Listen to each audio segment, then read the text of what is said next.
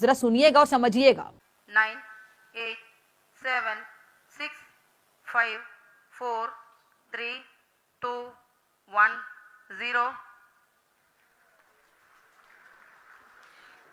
Plus 5 seconds. Lift off normal. Here Tracking. we have a majestic liftoff of LBM-3 M4 rocket carrying India's prestigious Chandrayaan-3 spacecraft. P2 tracking. Chandrayaan-3 has started its journey towards moon. अस्सलाम वालेकुम नाज़रीन, मैं harass नवाब इस्लामाबाद खोल news से आप सबको अविश्वसनीय सूत्रों के हवाले से एक खबर देना चाहूँगा। नाज़रीन, पड़ोसी मुल्क भारत में चंद्रयान-3 को लॉन्च होता देखने के लिए पाकिस्तानी एंकर फिज़ा खान ने दूरबीन का इस्तेमाल किया है। नाज़रीन, हम तो लाचार बहुत हैं, बहुत बेबस हैं, हमारे पास तो पैसे ही नहीं है, हम करें क्या? आपको नहीं लगता कि हम माली तौर पे भी कमजोर हैं, इसीलिए दुनिया हमारी इज्जत नहीं करती? माली तौर पे कमजोर नहीं है सर, माली तौर पे कमजोर नहीं है, नहीं। टेक्नोलॉजी से भी कमजोर है। टेक्नोलॉजी भी हमारे पास है, आइटम सूंघने के लिए रखा है। आज इंडिया ने चंद्रयान-3 भेज दिया। क्या हमारे स्पार्को ने, मेरा नहीं ख्याल कुछ ऐसा किया होगा कि कभी मैंने नहीं कभी स्पार्को की न्यूज सुनी। जब आप इस्लाम पे आएंगे तो पावर होगी, अगर आप इस्लाम को ही नहीं पकड़ेंगे तो पावर कैसे आएगी? कि एक जैसे लोग थे, एक जैसे कपड़े पहनते हैं, एक जैसा खाते हैं, कोई मुश्किल नहीं है। और हम थोड़ा ज़्यादा गोश्त खाते होंगे उनसे, और वो ज़रा वेजिटेरियन है, तो लेकिन वो कहाँ पे जा रहे हैं और आप कहाँ जा रहे हैं? और ये क्वेश्चन है जो बड़े सीरियस क्वेश्चन है। हम तो वो जिसे कहते हैं ना, हमने तो वो बनाया न्यूक्लियर वेपन बिकॉज वो इंडिया ने बनाया, लेकिन हम उसके बाद बाकी चीज़ें क्यों नहीं बना सके जो इंडिया कर रहा है? को आप जहां पे जले हैं उस स्थान विशेष में आप बर्नौल लगाइए। और एक तरफ आप देखें, दिल्ली नरेंद्र मोदी साहब फ्रांस बैठे हुए हैं। ये सिग्नलिंग इंडिया करता है, इंडिया की जो गवर्नमेंट है वो सिग्नलिंग करती है।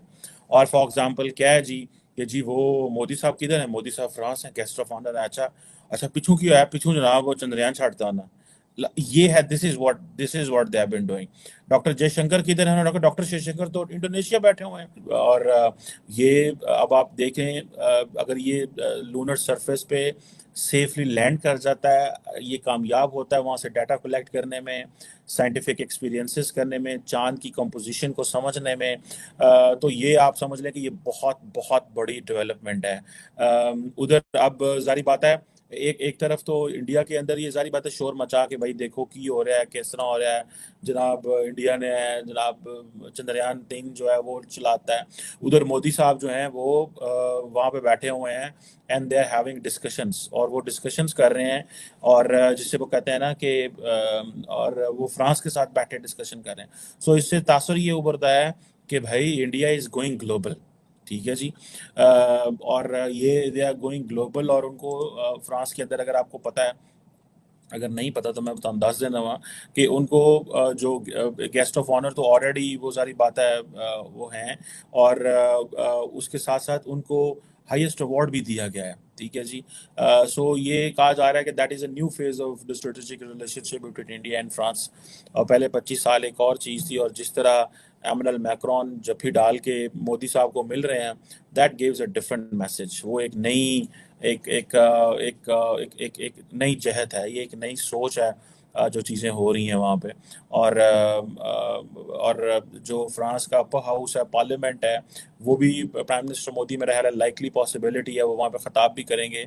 तो अब आप इमेजिन कर सकते हैं कि where is India going, where is India heading, और वो किन डायरेक्शंस को कर रहे हैं। आप उनकी ज़रा ये सारी स्ट्रैटेजी को समझें।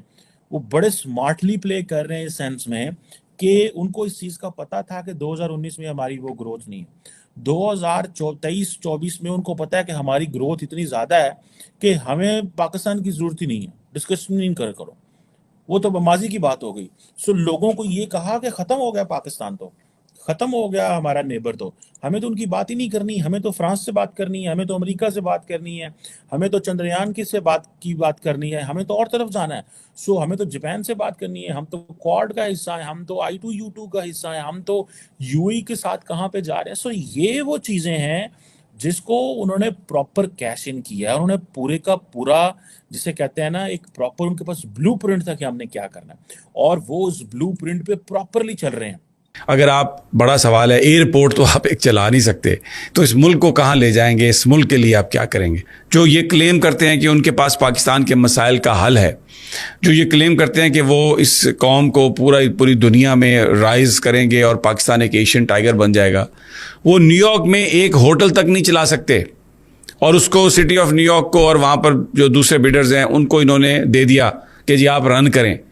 और वो जो बिल्डिंग्स हैं वहाँ पर वाशिंगटन में, अभी एक बिल्डिंग बाकी है उससे मुल्का जो है, लेकिन ये बेच दी है। और जिस तरीके से इसको इसके $70,000 जो है वो टैक्सेस में उस पर हुए, और ये पूरा एक मिसमैनेजमेंट की कहानी है।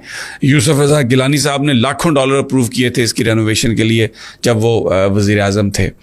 तो एक इस तरह का पाकिस्तान अब IMF के साथ एग्रीमेंट के बाद ये कहा जा रहा है कि जी प्राइवेटाइजेशन कहा है उन्होंने IMF ने कि आप करें, तो बड़े इदारे जो हैं वो अब बिकेंगे, प्रॉफिट में हैं वो बिकेंगे, नॉन प्रॉफिट हैं वो बिकेंगे। और बहुत सारे जो इदारे हैं उनको कमज़ोर किया गया है ताकि जब वो बिके सस्ती कीमत पर बिकें और ये खुद उनको ख़रीद ले। PIA इसकी एक क्लासिक मिसाल है।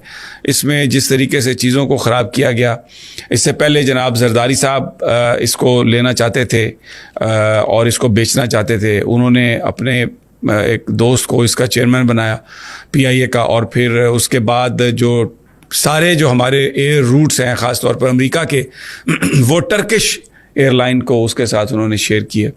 सो अब आप इमेजिन करें, जैसे वो कहते हैं ना कि चौथा कंट्री होगा कि वो अपनी अगर ये कंट्रोल लैंडिंग जो है वो चांद